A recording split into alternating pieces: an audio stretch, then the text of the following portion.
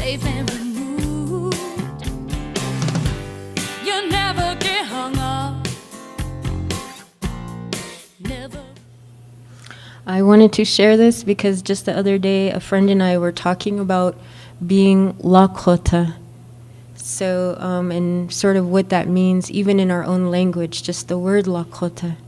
So, because I was thinking about that, I'll read this, begin with this piece.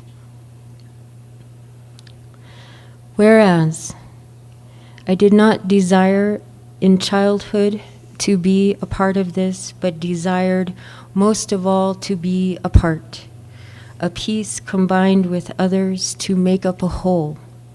Some, but not all of something. In Lakota, it's onspa, a piece or part of anything. Like the creek trickling behind my auntie's house, where she's balanced 2x4s to step across from bank to bank, not far from a grassy clearing with 3 teepees, a place to gather. She holds 3-day workshops on traditional and contemporary arts. Young people from Kyle and Potato Creek arrive one by one, eager to participate. They have the option, my auntie says, to sleep at home and return in the morning, but by and large, they'll stay and camp even during South Dakota winters. The comfort of being together. I think of plains, winds, snowdrifts, ice, and limbs, the exposure. And when I slide my arms into a wool coat and put my hand to the doorknob, ready to brave the sub-zero dark for a midnight smoke, someone says, be careful out there. Always consider the snow your friend. Think badly of it, and snow will burn you. I walk out remembering that for millennia, we have called ourselves Lakota, meaning friend or ally. This relationship to the other. Some, but not all of something. The first piece of anything.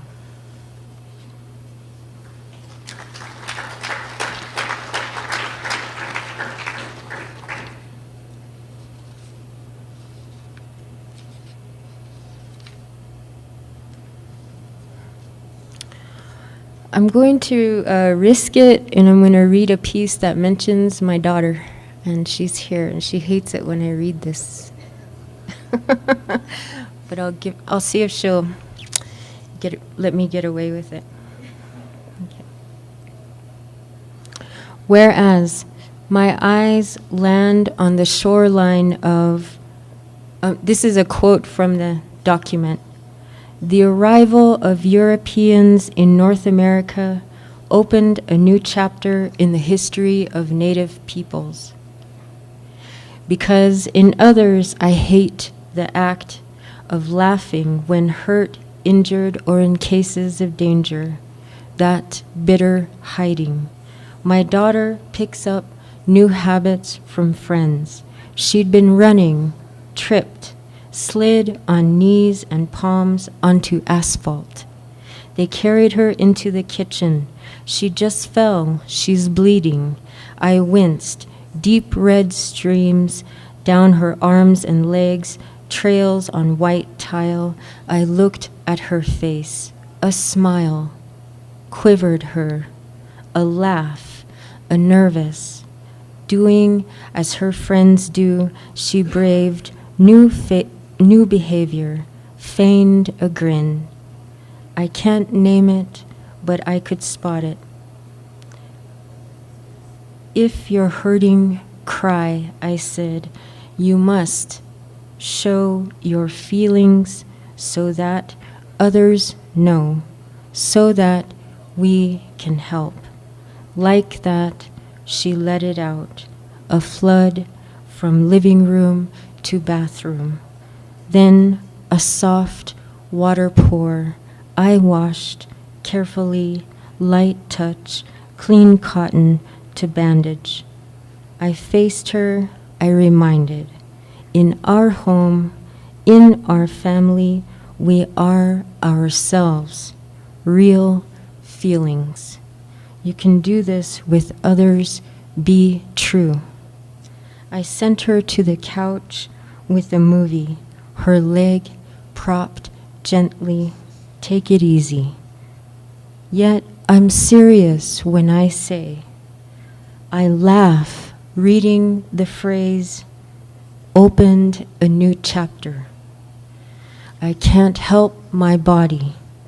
I shake the sad realization that it took this phrase to show my daughter's quiver isn't new, but a deep practice, very old.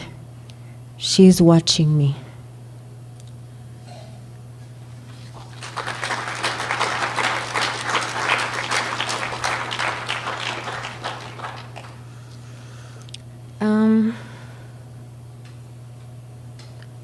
I think I'm going to read just a couple more, but I'm going to read this particular piece. Actually, I wanted to read it in honor of Joy Harjo, who just received the Wallace Stevens Lifetime Achievement Award, $100,000.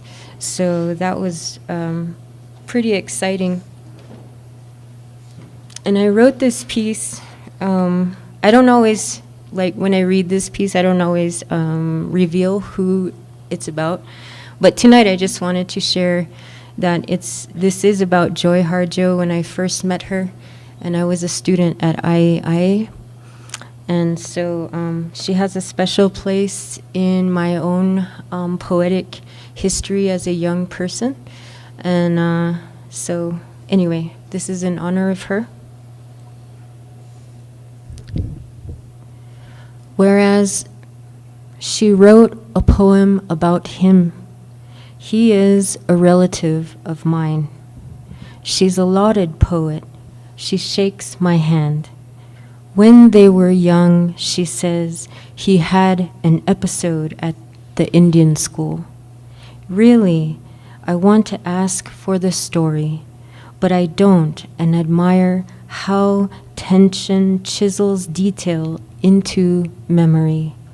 I remember her hand at the plastic zipper of her vest, the sculpture of her knuckles, a bone in her wrist.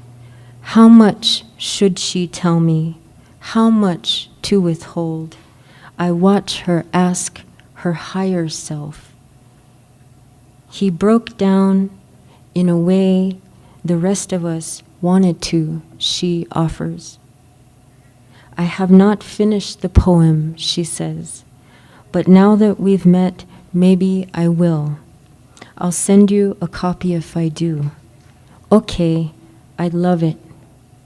Though it has not been sent, though I'll never ask, I imagine the episode, him breaking down like the rest of us want to, what this looks like on the page in a poem.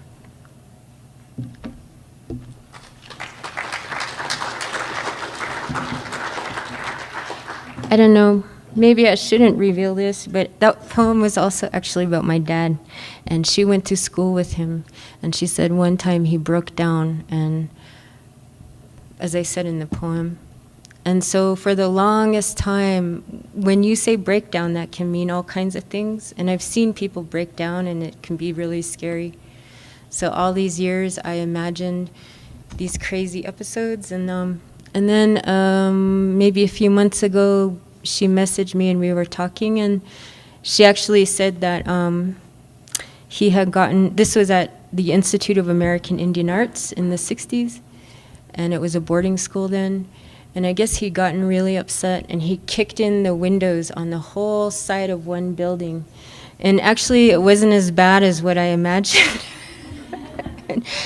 and I kind of got a kick out of it. And so, anyway. I don't know why. I'm actually going to wrap it up, and I'm going to close with one of the resolutions that I wrote. As I said, I had 7. But this is the first one. And actually, it's using all the text from the actual document. And it's a little more visual, it has more of a landscape to it. So. I commend this land and this land. Honor this land. Native this land. Peoples this land. For this land. The this land. Thousands this land. Of this land. Years this land. That this land. They this land. Have this land. Stewarded this land. And this land. Protected this land. This land. This land. This land. This land. This land. This.